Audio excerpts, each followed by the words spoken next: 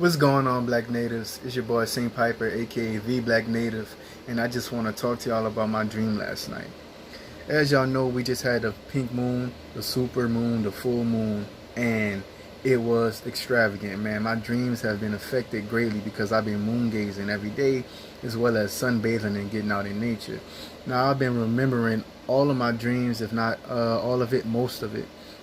Every single detail and a lot of the intricacies, and definitely the lessons. So I'm gonna tell y'all about this dream I had last night. It's very, very valuable. I need y'all to understand this. I need y'all to stick with me to the end because I'm gonna tell y'all all of the details. I'm gonna tell y'all all of the very important messages. All right, so stick to the end. At the end is the biggest secret of them all. All right, so it started off with me going into school. I was walking into a school. I was like a little kid, but I was getting dropped off. And guess who was dropping me off? My girlfriend. She was like my parent. She was kind of like my parent in this dream, dropping me off to school. So I'm going into school, and this school is different. There's not classes. There's no classrooms. It's actually just a gym. It's a gym. It's a bunch of people up in the gym. They got people in the stands doing homework, working on assignments. There's teachers, there's principals, there's coaches everywhere. And the athletes, there were some basketball players on the basketball court playing like, pickup or whatever. It was just kind of like chaotic. It kind of like everybody was one. That's the first lesson. We are all one. The separation is only an illusion. We are not actually apart from each other because we come from the one true creator. We have to understand each other so we can understand ourselves. So I walk into the gym and I'm like amazed. There's so much going on. I feel like I gotta use the restroom. So the first thing I do is go to the restroom. I'm at the urinal, right? Now this restroom is full of people. It's packed. It's a whole school in the gym. So, the whole school gotta use two bathrooms. One for the women, one for the men. The men's bathroom is very packed, man. I'm at the urinal and I'm using it. I'm finishing up doing my business and I feel water get on me. Now, if you in a bathroom, in a men's bathroom, you got water splashing on your face, and it feel like it's enough to where it's not an accident. It's not no splash, if you know what I mean. It's like really intentional. You get frustrated because you don't know if that's water, you don't know if that's urine, you don't know if that's spit, you don't know what that is. You're like, God damn, you know what I'm saying? So that's how I felt. I was just frustrated, but there were so many people, I didn't know who did it. And when I'm in a bathroom, I'm not looking around. I'm facing forward, so I really don't know who did it. I don't have any evidence. I don't have any proof, and it's like my first day of school or whatever. So I don't want to, I don't know anybody really, for the most part. So people leaving out, people coming in. There's a lot of people in there. I don't know who did it, but I see a group of people who walk out, and for some reason, my mind automatically thinks it's them. It automatically wants to blame them for what happened to me, and I'm irritated. And in the midst of me wanting to go after them and, start a fight, get revenge, do whatever, I don't, because I had a logical mind that says, well, you don't have any proof. There's bigger things at hand, like you trying to get education. You just getting to school. You don't want to be suspended. You don't want to be expelled. So take it easy and actually use your rational mind. So that's a lesson right there. Sometimes you could think, somebody did something and they didn't, and you can actually bring harm to that person, and instead of get revenge, you can actually initiate something that they didn't start, and you can actually be hurting an innocent person.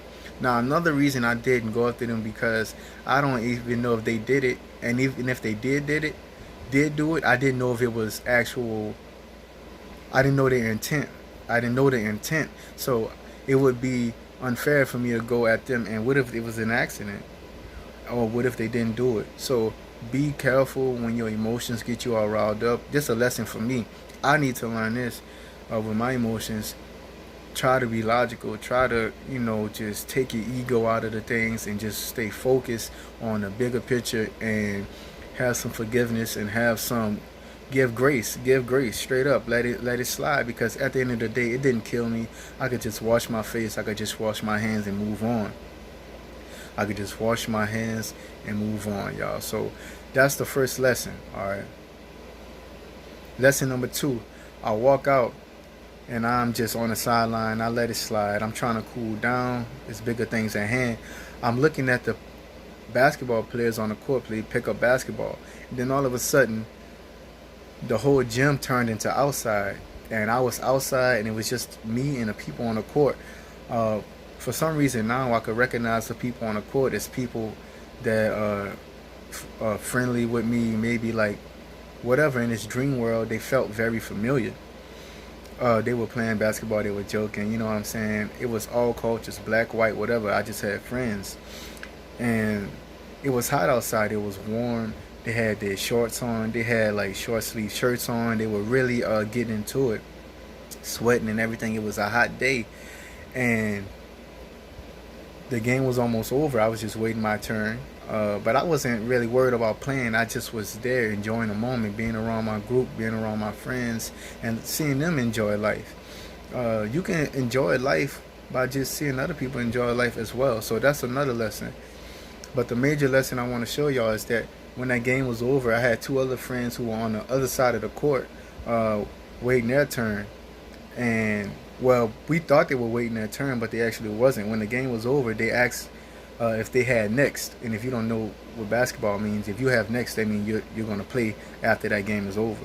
And they said they wish they could, but they couldn't because they felt sick from the night before, and they felt like it was really cold outside. And we were like, what? It's not cold. You know, that's what we were kind of saying amongst ourselves. Like, it's not cold, it's hot. We got shorts on and stuff. But to them it was cold. And as they said it was cold, like, I looked down at their feet and I could just see a whole bunch of snow and ice all around their feet and around their bodies. And they had like red noses, like they had been sneezing and sniffling and blowing their nose. So this is the lesson I learned from this is perspective. Just because we were outside in shorts and short sleeves and, you know, we felt like it was warm, doesn't mean that everyone feels like that. It depends on your soul, your soul's perspective. Your soul is only a viewpoint of spirit. We are all one, right? We are all one, like that basketball gym, but at the same time we have different perspectives, and those perspectives are called souls. Those are the viewpoint, right? So that was what going on, and I was like, wow, man, that's different. That was really different. So we had to put ourselves in their shoes and just be like, okay. We couldn't say that they were lying. We couldn't say that they were being cowardly and just trying to get away from playing basketball or whatever. But they were like, they wish they could, they just don't feel good or whatever. So it's a lot about perspective. Now, you can control your perspective, but at the same time, your perspective is your perspective. It's your position, the way you perceive things to be. And as they spoke about how sick and how cold they were, this is the other part. They became more sick and they became more cold. So watch how you speak into your life. You're going to actually start to create your reality. We said we were hot and we were sweating. They said they were cold, they were freezing, and they were sick. Alright, moving on. Now the dream kind of shifts. Instead of me being at the gym now, I was walking home on this next part. This is lesson number 3.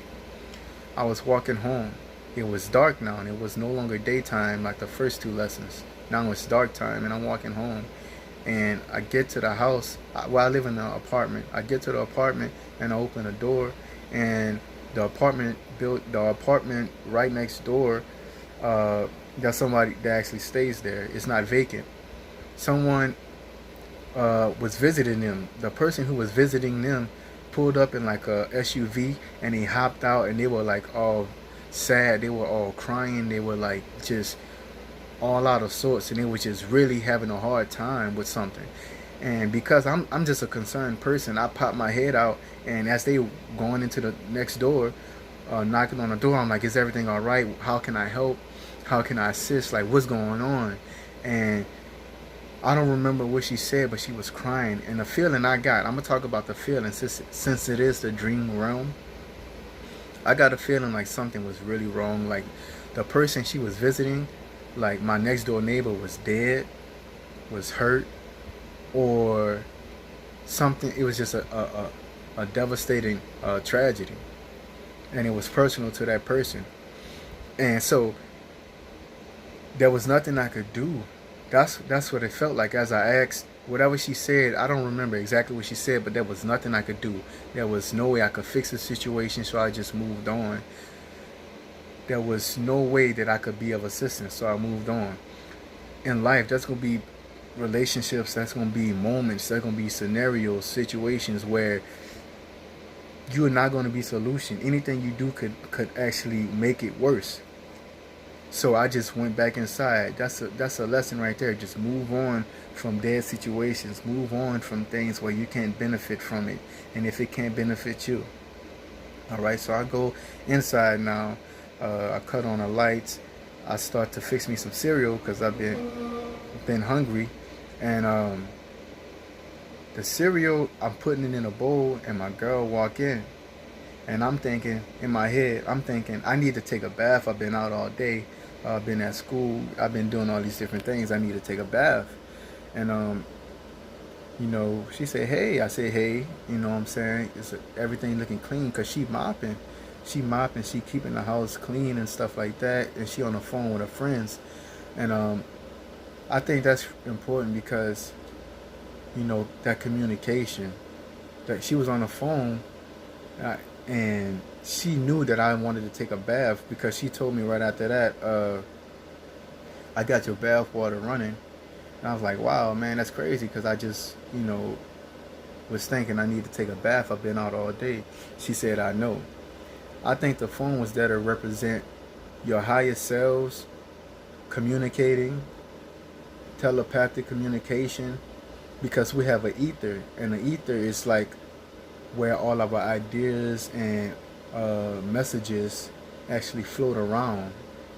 It's not coming from our brain. Our brain is what pulls it down. It goes into our brain, and our brain can choose to share that with other people out of our mouths, or let it go, forget it. So she was on the phone, and that symbolizes communication, but not just any kind, a more spiritual, deeper level of communication, right? And you have that with people that you have a good connection with. You will experience telepathy. Now moving on, I'm pouring my cereal. I'm really hungry, man. I put it in a bowl. It's Frosted Flakes. Instead of it being golden brown, it's actually mahogany, and I'm like, damn, that's weird. I go to eat it and it tastes horrible, and I'm like, well, actually first I go to eat it, it tastes horrible. Then I take a closer look, and I notice that it's not the right color. It's not the usual color. And then I look in the box to see like if something got into it. There was no bag on the cereal. The cereal had no bag. It was just cereal in a box. The big message right here is, when you have resources, you have to preserve them as best as you can. You have to be a good steward, and you have to manage your resources properly. That could be your relationships. That could be your skills, your body, money, natural resources, anything. You have to preserve it, because if you don't, it's going to go bad. It's going to be tainted, and it's going to be useless. It's going to be wasted. It's going to be wasted. It's going to be wasted. So I go out to throw the cereal away because it's clearly no good. I go to throw the cereal away. Now that's the biggest point. Get rid of things that no longer serve you. Don't just try to hold on to it. Don't just try to hold on to things that don't serve you, and there's no way I could change that. It had happened. I'm not going to cry over it. I'm just going to go throw it away and just find something else to eat. Something that does work for me. Something that does work for me, and I'm actually going to learn my lesson and preserve this next thing better. Alright, so I threw it away. This is lesson number 4 now. Alright, the major lesson number 4.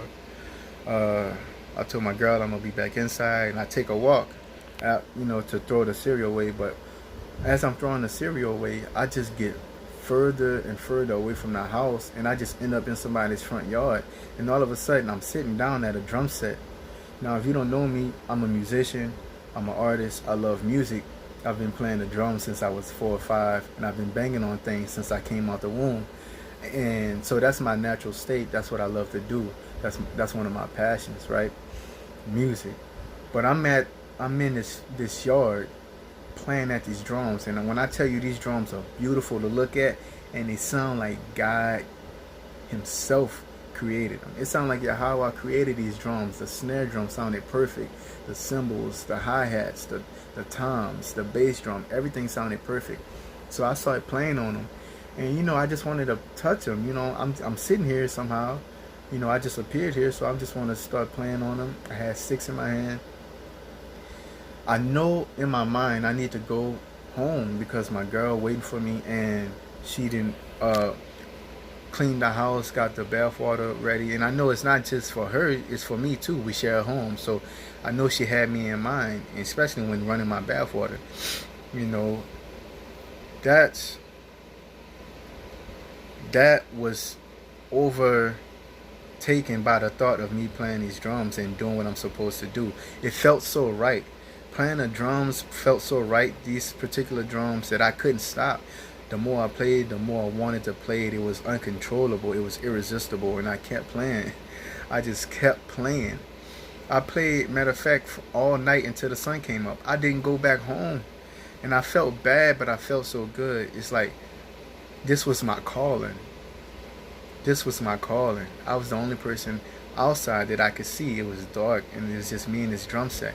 But however, the more I played, I heard this other person. I heard people started to join in. I heard somebody playing guitar. I heard somebody playing bass. I couldn't see these people, but I just imagined, because we're in a neighborhood, I could hear all of these different people playing these instruments. They must be outside too. And that's the lesson. Look, when you're doing what you're supposed to do, what you're doing what you're designed to do, you will encourage other people to be their best selves and pursue their dreams, their passions, and live in alignment with their design based upon their purpose. So me playing the drums, that's all it took, and I was so happy, and I guess it sounded perfect, and the sound, the enjoyment from my music made other people want to make music and live in their purpose and do what they're designed to do. Now, I was playing the drums, but that could be anything. That could be me raising children. That could be me being a husband. It's just whatever you were designed to do. That's what that symbolizes. Okay, moving on. I played these drums until the morning time, y'all. When the morning time came, things became more recognizable. It was no longer like I was just in some field. It was more like I was in someone's front yard. And my drum set had turned into a desk. So I was no longer playing the drums, but I was sitting at a desk with a laptop. And at this desk, I was researching Native American history, the connections between, you know, today and yesterday. When I say yesterday, I mean history. Myself, finding my roots. And I was doing research like I always do, and, you know, going within. When I did this, all of a sudden I seen 2 cars pull up to the house that I was at. Now, I wasn't worried. I didn't think about me trespassing or anything. I just was thinking like, okay, this is some people coming home. That's fine. I don't have to worry. They just go home. I'm gonna just be here. I was so happy and so peaceful from the night before of doing what I was supposed to do, that I didn't have any worries about somebody coming there and being mad at me. I didn't care. All right, excuse me. Moving on. Now this is what, lesson number 4, 5, one of them. We had the school, we had the basketball gym outside, we had the house. Okay, that was number 4. This is number 5. Now this is the big secret, y'all. I need y'all to pay attention, right? This is finna blow your mind. So 2 people pull up to our house. Now I'm searching Native American history and roots and stuff like that and connecting everything. And a minivan type car pulls up, like a SUV pulls up to the house. It goes into the driveway, and then a car like a Buick, like a Oldsmobile, like a Delta, pulls up right in front of me, almost hits the desk. Like I'm in the grass. Like I'm not even nowhere close to the driveway. I'm nowhere close to the garage. I'm not even really that close to the house. I'm like 12, 15 feet away from the house. I'm on my back is to the fence, right? So this person really was trying to get my attention. They pulled up, and what the person that hopped out, it was a champagne colored old school car. And a Native American hopped out. He was red skinned to like yellow, like a red bone type person, a yellow bone. He was like light. He wasn't a dark skinned Native American. That's what I'm trying to get y'all to see. All right. He had on a headdress with like feathers on it. He had like the whole appearance of what you think a Native American is. He had moccasins on. He had the whole appearance down. He was heavy set guy. He wasn't too tall, but I think he might have been a little taller than me, And he hop out, and I'm like, hey, what's going on? You know, and he like, hey, what you doing? I'm like, I'm just researching some stuff. And he said, oh wow. I said, what you doing? He said, I just came from school where I did a Native American cultural event. I was telling the people about Native American history. I was like, what? He was like, yeah, I was telling the students. And I was shocked because I was just researching this. And this is what I'm telling y'all. What y'all think about, this is the lesson. What you're thinking about is what you're manifesting into your life. That's what that represented. I was typing on my computer and it came to me in real life. That's what I manifested into my life.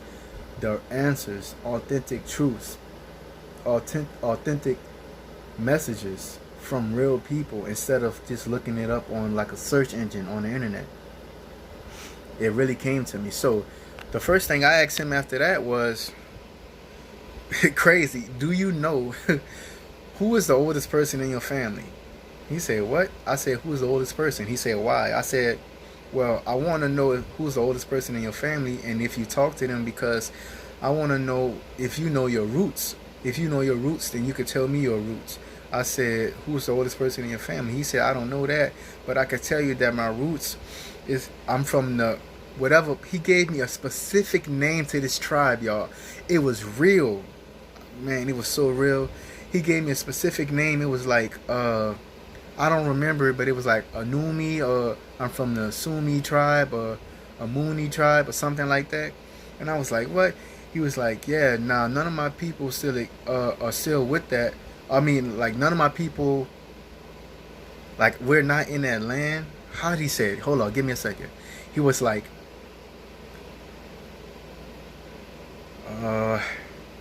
he was like, so they're not still living. I'm the oldest person in my family right now, but we actually come from, they actually come from Antarctica. I said, no, he said this, but they all died. I said, how? He said they were glaciarized. I said, glaciarized? He said, yeah, glaciarized, like killed by glaciers. I said, what? He said, yeah, they were from Antarctica. I said, what? People lived in Antarctica? He was like, yeah, Antarctica, ARTADEL. He called it ARTADEL. He said, yeah, Antarctica, the ARTADEL. I said, what? What the hell? Now, this blew my mind. This blew my mind because on Google, it didn't bring up anything about that. On the search engines, even when I woke up this morning to research it, there was no information about people living in Antarctica, and they claimed that they never lived there. Now, we only been on this earth for so long. How can we tell if somebody never lived somewhere, if a place was never inhabited by people? It's a lie. Look, even when you took the leap, the Iowa, the leap test, the ACT, the high school, whatever your test was, your standardized test, when you take the science portion, they tell you for the multiple choice, most of the time, never and always won't be the answer. Why? Because all things are possible. So when they tell you that something never happened, it's a lie. They don't know. It's either an unintentional lie because they don't know, or it's an intentional lie and they are trying to deceive you. He called it the ARTADEL. It was real information. This was a real Native American, and he gave me a real name of a tribe, but I'm not grasping it at this moment. I'm remembering it. Hopefully tonight when I go back to sleep and I dream, it'll come. I'll meet him again. But this was a real Native American, and he was talking and walking. I left the desk, but he said, "Look, we were in Antarctica. We were killed by glaciers. My people were killed by glaciers. Our tribe, our land was killed by glaciers. It was glaciarized." And when I looked up the word, I didn't think that was a real word. When I looked it up, Glaciarized is a real word. Look it up.